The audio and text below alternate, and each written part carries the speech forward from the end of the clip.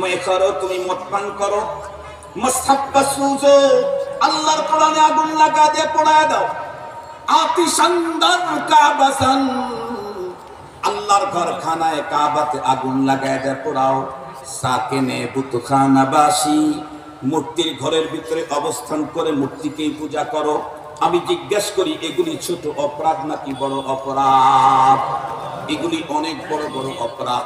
তারপরেও কবি বলেন, এত বড় অপরাধ তুমি যদি না করে থাকতে নাই পারো, না হয় করে ফেলো, তবে খবরদার জীবনে কোনোদিন কোনো মানুষের অন্তরে আঘাত করো না।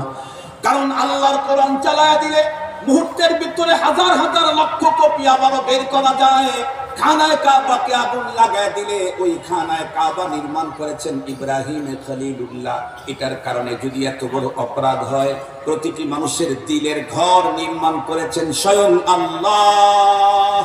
খলিলুল্লাহর তৈরি করা ঘরে আগুন লাগাইলে যদি এত বড় অপরাধ হয়, আল্লাহর তৈরি করা কলবের মধ্যে, অন্তরের মধ্যে কোনো আগুন লাগাইলে তার অপরাধটা কত বড় হয়।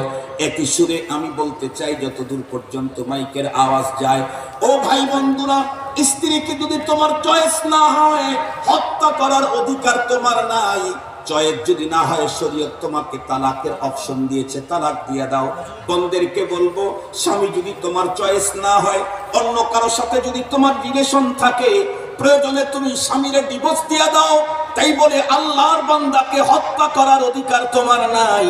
কোনো ভাই ভাইকে যদি বরদাস্ত করতে না পারেন, প্রয়োজনে ভাইকে নিজের এলাকা থেকে বের করে দেন, অন্য জায়গায় চলে যান। তাই বলে জীবন হত্যা করতে পারেন না।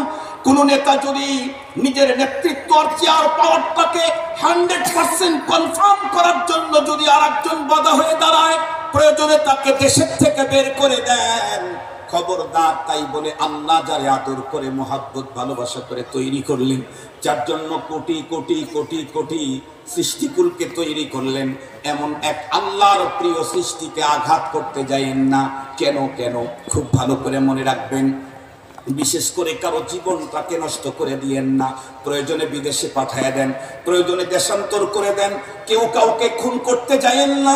খুব ভালো করে মনে রাখবেন, আমার দেশের কোনো একজন খুনি কাউকে যদি খুন করে, পরবর্তী সে যদি অ্যারেস্ট হয়, তাকে যদি আদালতে হাজির করা হয়, খুনি আদালতে, বন্ধুরা আমার, কাঠগড়ায় দাঁড়াবার পরে তাকায় দেখে, হায় সর্বনাশ কি, যারে খুন করলাম আজকের আদালতের বিচারপতি তার বাবা।